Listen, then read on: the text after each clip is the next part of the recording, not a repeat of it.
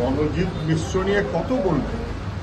এটা তো পরিষ্কার যে তৃণমূলের নেতা দাপুটে, লুম্পেন, যা যা গুণ থাকতে হয়, তৃণমূলের নেতা হবার জন্য যা যা গুণ থাকতে হয়, এই সর্বগুণে সমন্বিত।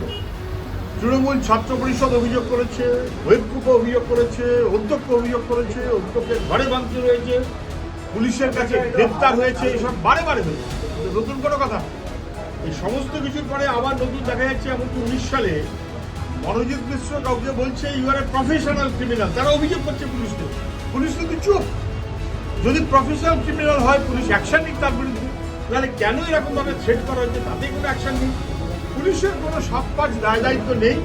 তৃণমূলের নেতাদের খুশি রাখার মতো করে পুলিশ চলছে। মনোজিৎ সম্পর্কে কলেজের প্রিন্সিপাল নিজে অভিযোগ করেছে, জয়েন্ট সিপি ক্রাইম সম্বন্ধ তার কাছে পর্যন্ত অভিযোগ করেছে, ওরা লালবাজারে পর্যন্ত অভিযোগ করেছে।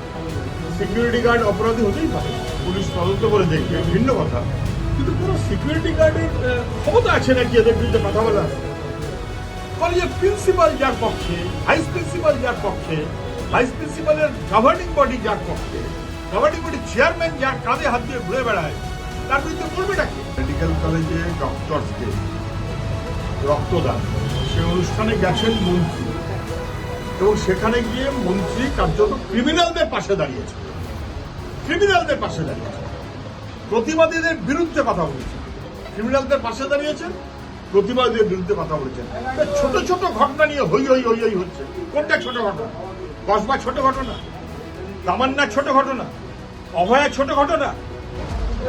কোর্ট প্রশ্ন করেছে যে কিভাবে, কেন এই পরীক্ষার বিধি বদল হচ্ছে, কেন নিয়োগের নীতি বদল হচ্ছে, কেন?